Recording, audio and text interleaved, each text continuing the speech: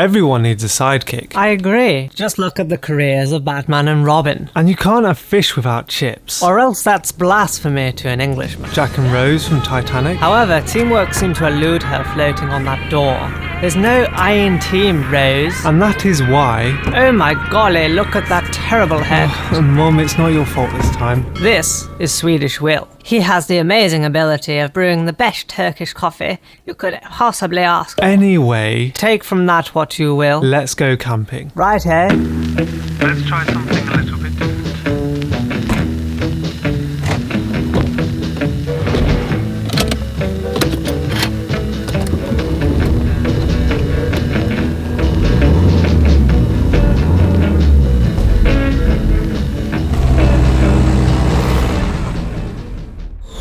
Hey guys, so I'm here with Will. Hello. And we're out here in the Peak District. We're going to go up that.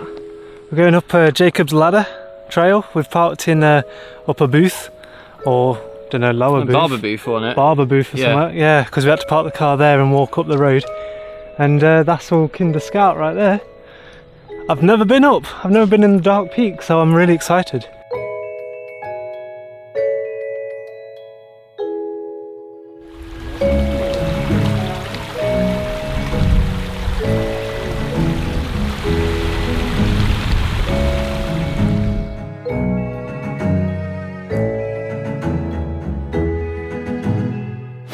Such a perfect day. I thought it was going to be raining and cold, but it's boiling. I'm glad we're in the shade and we did it late on.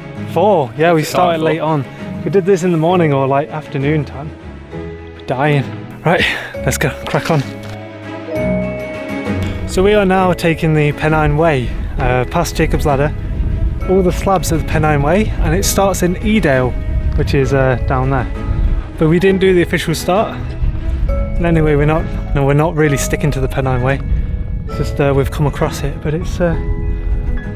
You'd think someone's had to carry these slabs up here, or someone's had to come up here and lay them anyway. Nice job, nice job. But it's finally levelled out a bit of a steep bit there. Don't know if you can tell, but I'm a bit out of puff.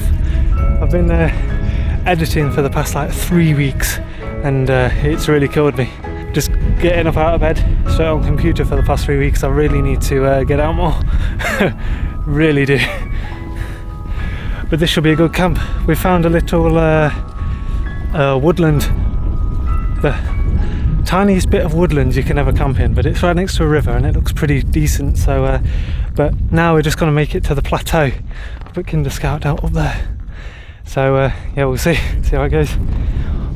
So dry. That's all the dry up peat. Swedish, we call it torvelt.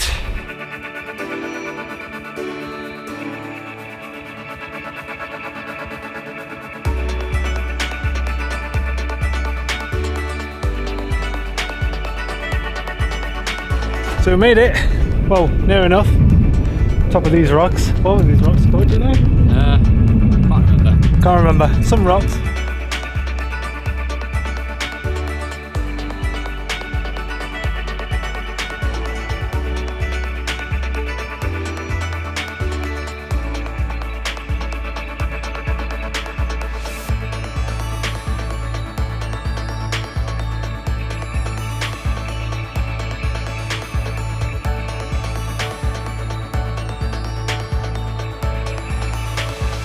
So there's Kinder Downfall, there's the mermaid pool, and there's where we're planning on camping. I'm pretty sure it's called Kinder Fall, not Kinder Downfall. No, Kinder Downfall. Are you sure? Yeah, yeah. What, was it his ruin? I don't know. This is where Kinder lost his power. But it looks like someone's already camping there. So we'll just camp along the bank as well. A fellow camper. So this is what it looks like up at Kinder Scout. It's just more and more peat bog, bold hills and rock, a lot of rock. Very nice easy walk when you get up to the plateau. It's just like a flat sort of plateau, or like this. But this is when it's like extremely dry, because we've just had like 3 weeks of constant sun. But yeah, it's pretty decent. It's 6 o'clock now. We've got about 3 hours to get around here, do some drone shots, get down there, and yeah, set up camp. Oh, there's 2 people already there. Can you see 2 tents? The orange and the green. Orange on the left, green on the right. Have a little hotel forest. That's the shame about the UK. They cut down a lot of the forest and it's just left these bold hills and just these bits of forest here and there, especially in the Peak District anyway. But it's so... like, I wish we had more forest just to enjoy the outdoors more and like all the bushcraft stuff and everything, because you can do a lot more when there's wood and natural resources around and you get berries and all sorts of the eco in the forest. But on these hills it's just sort of like peat bog, moss, and well, all sorts of things. It's another ecosystem up here, but it's not as useful as forests are to a lot of life. It's just a big shame. It's a big shame, and that's why like Canada keeping its forests is so great. So much wilderness out there, or Norway and all of the boreal forest is so nice. But in the UK you got to sort of travel up to Scotland to get that sort of thing, and it's still all private land. So yeah, my little rant is over. So this is Kinder Downfall. Down, down, down. Normally there's a waterfall up here, and if it's on a windy day it blows back up, but today it's pretty dry because we've had a dry spell. However, there must be some water seeping down, because that is what feeds the river down there and what we're going to be camping next to. And then there's a reservoir that collects all the water from Kinder Downfall and other places. It's about 20 to 7 the time, and yeah, we've got to get round Kinder Downfall and then down. We're going to scale this down to the mermaid pools and then down to our little camp spot. So better push on. This is the top of Kinder Downfall and it's properly dried up, look. Dried up riverbed. No water for us. Does that go there? Yo, fella!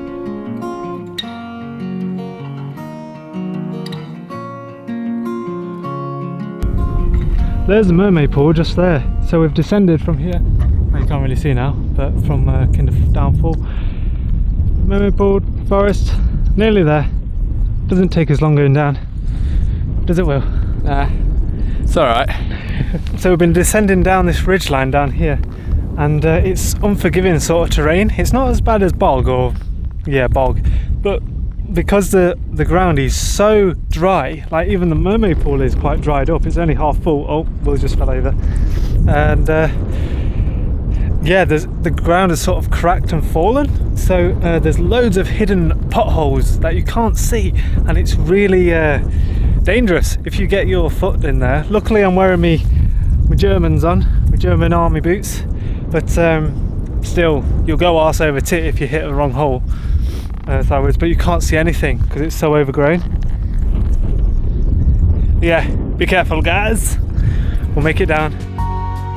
You'd say life is like a bridge we cross, but I know I'll bring you down. And I'd say words won't make a change for us, but I know I'm bringing you down. So this is the tricky terrain. Can you hear the water running underneath my feet?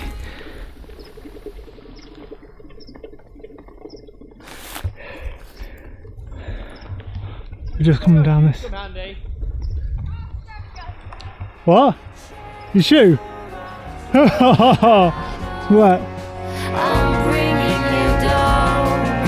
I'm bringing you down. Yeah, this is proper, like you got to be on it on this one. Keep on the rocks. Test the rocks don't move before you put your foot down, which is quite hard before some steps, and don't die. But yeah, we're actually walking on top of the river coming down, or one of the little rivers anyway. We made it to the wood. Hey! Almost there, almost there. Descended all the way from up there. The picture doesn't do it justice really.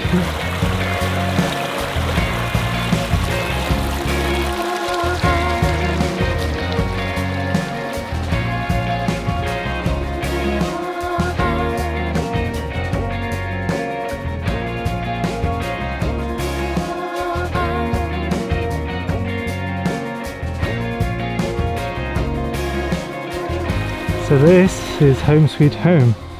And the forest is quite steep, but we've got Will working hard. Come on, slave. Then we're right next to the river. Some peeps down there. We've got fresh water. This is what we followed down. Actually just went through their camp and asked them where's the best spot, if there's any more spots down here, and they're very nice people. But there's a family down there, dad with his kids, and then a nice young couple here. They got a good fire going. These have been here, I'd say, way longer than probably arrived at the time that we should have arrived. But no, we're right in time. It's not dark for once, and we're just setting up camp. Oh, that's interesting. What? I found someone's home. Someone's home? Yeah. There's a tunnel there. Oh. I just felt the spade give way, and you can see it running there, this direction here. I don't know where it goes. Yeah, it continues there. Yeah. Let's hope it's a rodent and not a snake. I wonder if there's any crayfish in here. That'd be cool. Yeah. Starry eyes and cellophane. She takes her walk, she makes her plans. So bad. A truck bails down the avenue. There's broken glass, a missing pew at church. Oh, that feels so fresh. Maybe I was wrong. Maybe time's too strong. Are we falling further? Are the lights take us home when everyone is gone? Are we breaking title to ask the question why? We live and then we die. I think I'm fine. Maybe I'll write you from the other side.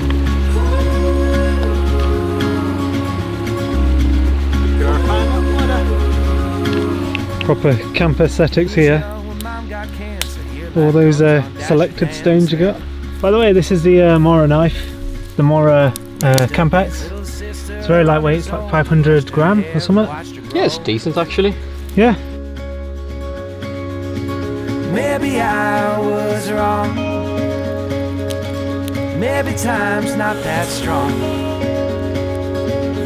Are we falling further? Are the lights that take us home? Everyone is gone. Are we breaking? Actually, I think I'm gonna need to be like about this length. Oh, okay. But otherwise, like this one is really nice, chunky. Yeah. Piece. This is pine though, isn't it? Yeah, it'll burn really fast. And it's all gonna go.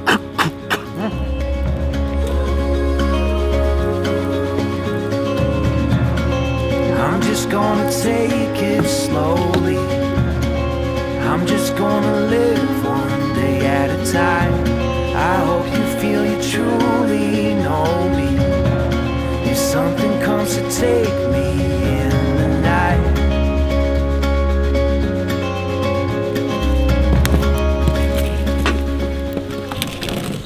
Watch your knee again. A rock bit. There we go.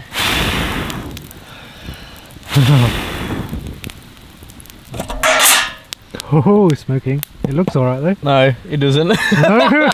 Oh man. Yeah, we overcooked that a bit. It's black. No, actually, like the sides look fine. It's just the top bit. Yeah. So I think it was just everything that was like aerated got burnt.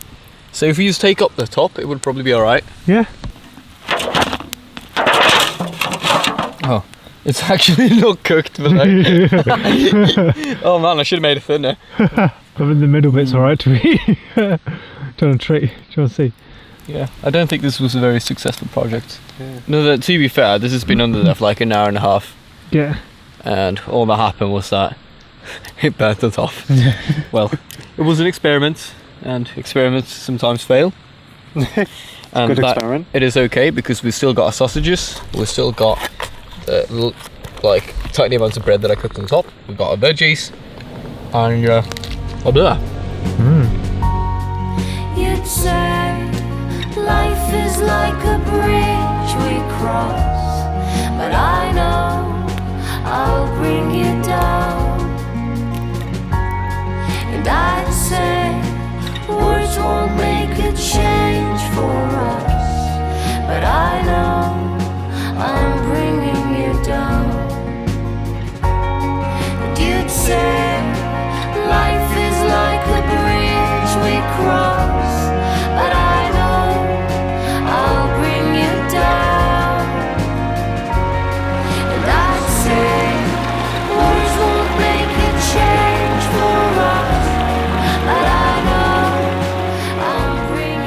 Morning guys, we're here in the Peak District and we had a fantastic night, me and Will. We had like a really nice campfire going all night and yeah, sweet. We had some like craft beers and no, I'm not really into craft beers or those beer review stuff, but Will likes it. So yeah, it was nice to try. I did like quite a few of them, but if you're expecting me to do some reviews on this channel, I'm sorry, this isn't that beer review channel, I'm afraid. But it's so pretty this morning. It's so nice to wake up to this. Glorious blue sky. So rare in England. Blue sky all around. And there's our camp. So last night we both chose to bring 2 bashes and set them up completely differently. So Will went for the 2-stick hangover I'm a lazy guy with some rocks at the back. How did it fare? It was alright. Yeah? Yeah, kept Cool. me dry. It was a bit windy at some point this morning, but it's alright. And then I went for my own design. I'm sure someone else has done this, but it's like a 2-man tent thing with one open end to a knife in the ground. Mine requires more rocks, but at least it's like closed in. And these are the British bashers. So I did 2 sticks, just made 2 tent poles out of some sticks.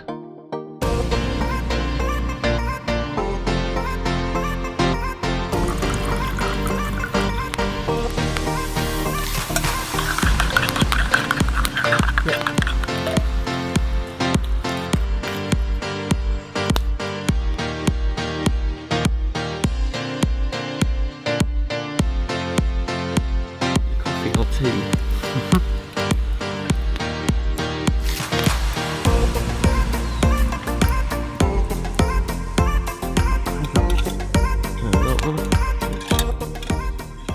Good morning, world. Good morning.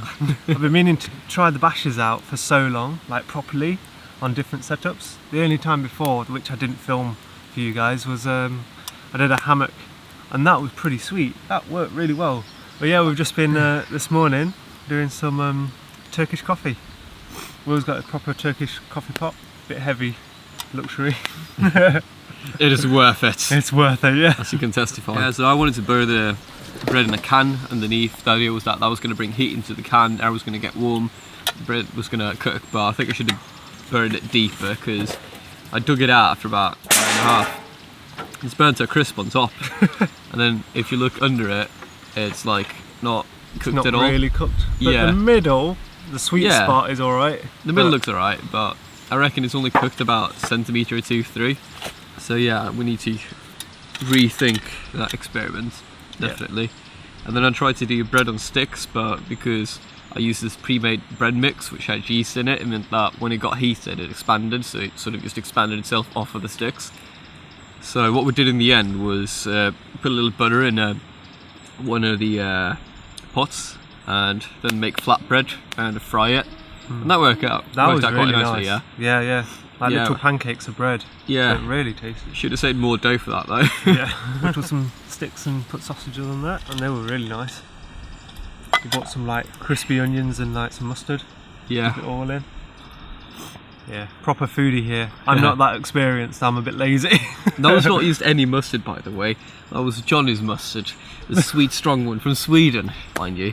Yeah, you can't really get it here, but it's a mustard Free which advertising. no, it's a very, very mild mustard, which also has quite a bit of sweetness to it, which probably means that it's packed full of honey and sugars. It's unhealthy as mad, but it's one of the few mustards that I really like on sausages because Actually, it was better mustard than what I've tried, because Yeah. our mustard's quite strong, or yeah, if you don't get know, like too- English mustard or Yeah. Dijon from France, I think it's like very nasal, very strong, and it works for certain things, but I don't like it on sausages.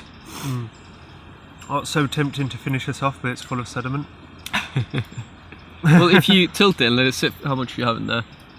So if you let it sit on the side for a bit, then you can let the sediment fall to the bottom, and you can sneak out a little bit more. How's your chili, mate? Yeah, this chili con carne for breakfast. And I'm having chicken korma.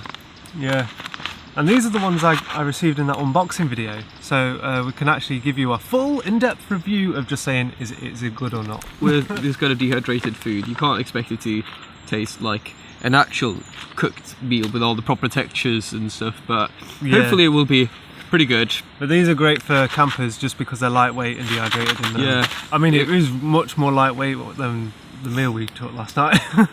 Yeah, and I can imagine it's a lot tastier than like army rations and that kind of stuff. Yeah. So, high expectations of this. Yep. All you have to do is like add water, I think. Yeah. And the nice thing about this is that they've designed it that you can just tear it off and actually eat out of it, so you don't actually need any pots and pans what we've actually bought. But we'll see. Yeah, so today we're not going back the same way that we came. Wow, too bloody hard. Yeah. Sorry. Yeah, I think we should have a look at the map. We can either go up, cut across that way. Yeah.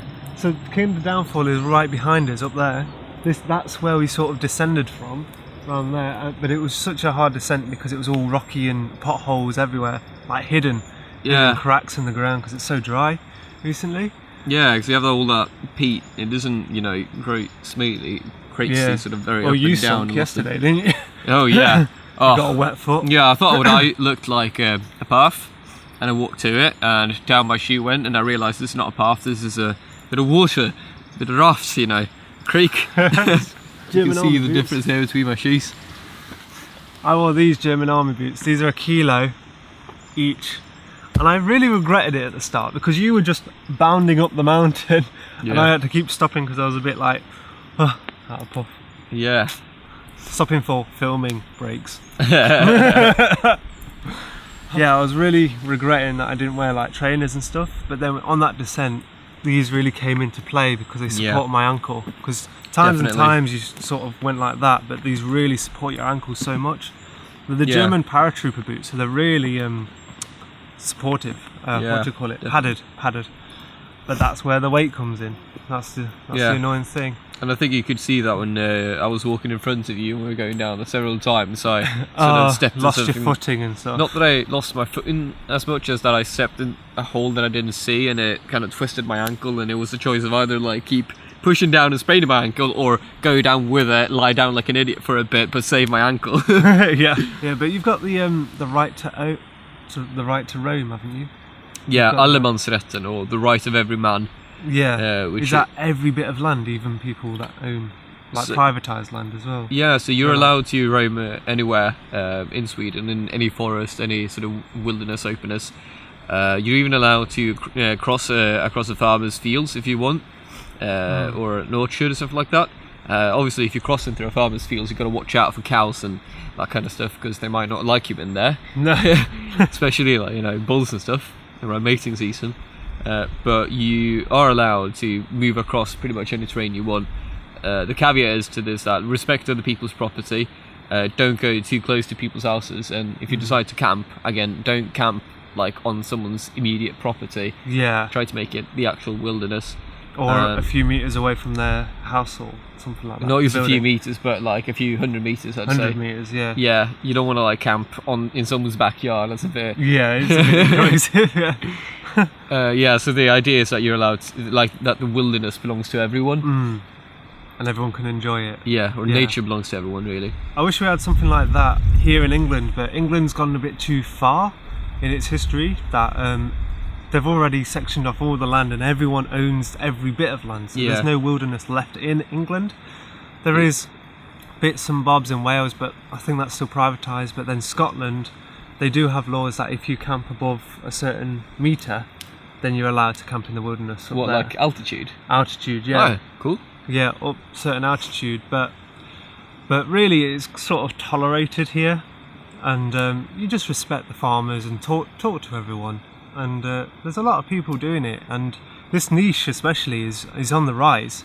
But I have heard, I did meet some people at the Bushcraft show that were saying that they were going camping from Manchester in the Peak District, and they were getting like spotted by drones. Obviously farmers have got drones and they're like trying to get people off their land, Oh, man. But it did sound like he was camping on top of his field somewhere, like not Kinder Scout, not out of the way, if you know what I mean. It did sound like he was on top of a hill in his field. So so yeah, it's not really tolerated by some farmers, but if you do get a chance, always talk to them nicely. If they don't want you there, move on, move next field. There's always another field. Yeah, definitely. It's all about showing respect and having that Yeah. mutual communication. It'd be really Yeah. nice. Like what I did in Scotland, especially. I asked loads of local people. This is like our first trip, and like, we were very nervous. Me and Lily, and we just asked loads of locals like, what's near around and where can we camp in this camper or like free camp, and they're all like, oh yeah, there's a spot here, spot there. Locals are so nice. Yeah. And I bet they are like that in England a bit in the villages. Nah, people are assholes. Hey. Joking about it. Proud. But it's same in Norway. They just come back from Norway, and they were saying they got similar laws to the freedom of roaming, Yeah. as in like Sweden. Yeah, I think that's and pretty stuff. ubiquitously Scandinavian. Across Scandinavia and stuff. Yeah. But like teach you how to survive just in case your car breaks down and you've got to get over somewhere. And especially in the cold as well. Like, Oh yeah. like in the winters. So remember yesterday I talked about when you try to survive in the wilderness, lack of water or dehydration is the first thing that kills you. Yeah. Add to that, if you're in far north, cold's gonna kill you faster. So get fire. Yeah, Fire. especially in the winter. Yeah. But how does so a lot of my viewers would like be the dream trip from England is to go to the boreal forest, sort of like in Norway and Sweden. But which one would they choose? What's the comparison between Norway and Sweden wilderness? So- Well, I don't have a lot of experience with Norwegian wilderness, so I can't Well, really just from- speak a lot on that. It's me seeing all the scenery in Norway. I didn't go hiking or anything like that, but it did look harsh. It was like up and down the fjords. I'd say that's the main thing, that Yeah. Norway is pretty much, not Up and all of down, it is up mountain, and- but No. a lot of Norway is mountainous because it sits right on the ridge going across. But it was like with- some impassable cliffs as well. Like you would have to go all the way round it. Yeah. Because it was like so dangerous. So Yeah, risky. definitely. You get a lot less of that in Sweden, especially if you're in the southern half. So it's a bit more mountainy hills. Yeah, or Rolling even in or- the far south, it's pretty flat. Yeah. I mean, if you're in the south, it's not as sort of dense as here in the UK, but it's still fairly populated. Whereas people, yeah. when you go, the further up north you go, the less people you get, and especially once you're above Stockholm, Uppsala, it really starts sort of becoming more sparse. And well, if you go far up north enough, you'll have to take a helicopter in and out. Isn't that where you said the indigenous tribes? The what? Indigenous. Well, we would call them indigenous. Natives. Well, You've got a name for them. The white. yeah. sort So of- you have the Sami, which are the indigenous Sami, people of that's the it. far north. Yeah. And they mainly live off the whole herding rains kind of culture. Being a bit of a food snob, I've never had sort of high expectations of these dehydrated meals, but these actually look really Ooh. good. So It smells nice. probably going to be a lot nicer than your standard sort of army rations. Oh yeah, this smells great actually. It does, Have a yeah. whiff of this. Oh, that smells really coconutty. Yeah. This smells way better than I thought it would. Yeah. Oh man, I'm getting hyped. Yeah, Mm. not too bad. That smelled very sweet for some reason. With chili. Yeah, it was like a sugary sort of sweetness. Yeah. But all you have to do is add water. Yeah. Boil water. So that's what we're going to do now. Wait, you need to boil it? Yeah, you need to. Oh, I should have done that when the fire was going. It's fine. I bought an emergency gas stove. And Oh. then how long do we have to wait for it to do in here? 5 to 10 minutes on yours, 10 to 15 on mine. Oh, it's different per Yeah. pack. I bought way too many clothes. Yep. But you know, I'd rather be too prepared than unprepared. Yeah. And as we say in Swedish, finns inget dåligt väder, bara dåliga kläder. Meaning, there is no bad weather, only bad clothes. That's actually decent. Is it? Yeah. Like, the texture isn't all there, but that's to be expected. But flavour-wise, this is actually fantastic. By the way, these are the spokes by bushgear.co.uk if you want to pick them up. Titanium, very lightweight, but very strong. Yeah, they're actually so lightweight, I thought they were plastic first. Did you? Yeah. No, but they're good to cook with and everything like that. Yeah, they're real. Solid.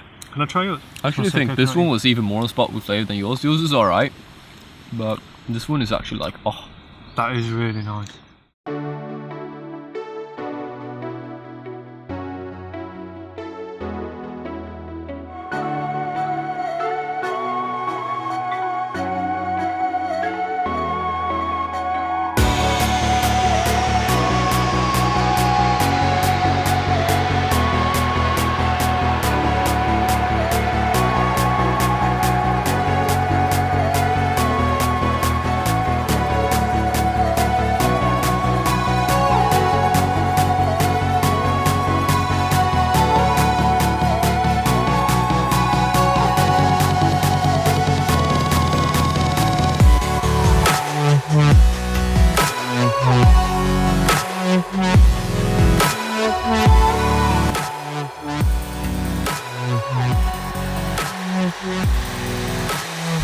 made it, finally.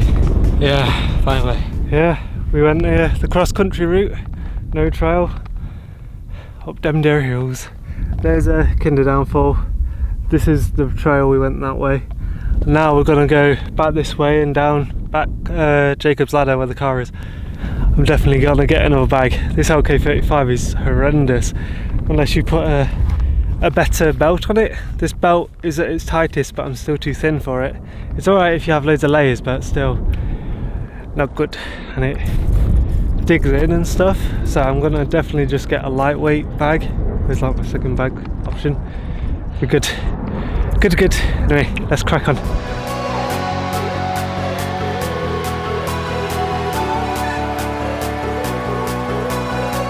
we're just getting over here. There's the rocks we rested at yesterday. We're just going to rest there again before we descend down the other side.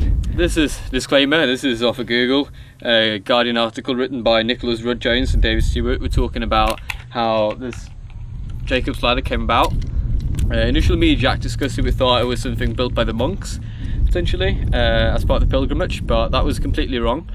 What you see is these stepping stones that are sort of not very well formed, if I understood correctly. They are a trail that was built in the mid 18th, 17th century when they were transporting lots of goods, mainly wool, across the Peak District by horseback. So these pack horses, they would travel across, and they decided to build these stone trails to make it easier for the horses to walk around, because you know, if it's proper rainy, proper boggy, that's a lot harder for the horse to walk in, and that's why you can also see that the trails there are wide enough to fit one pack horse. Then if you get to certain parts, like the part you see down there where it's big slabs that are very sort of large, well cut, that's more recent stuff. That was laid down by some governmental organisations and also the owners of the Peak District as an attempt to combat the erosion, and that was in the 1980s, I think. So yeah, because the Peak District became a very popular region for hiking, people then started to have an effect on the landscape, and they hastened the erosion of the landscape, and that might be a bit what you see, I don't know, when you see all these sort of big tears with all the peat coming out. So yeah, they placed down the slabs to stabilise and to reduce the damage that people do when they walk here. So yeah, that's what we found out about Jacob's Ladder. Well done, Dr. Will. Yeah.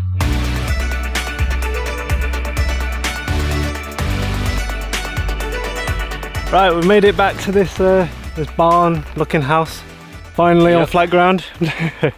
Thank God. Yeah, yeah, my legs are killing me. We've been up and over Kinder Scout twice in 2 days. Yeah. That's 800 metres of elevation we've done in 2 days. Nice. Yeah. And off-roading on the other side. Yeah. Yeah. Oh man, going up that was... oh.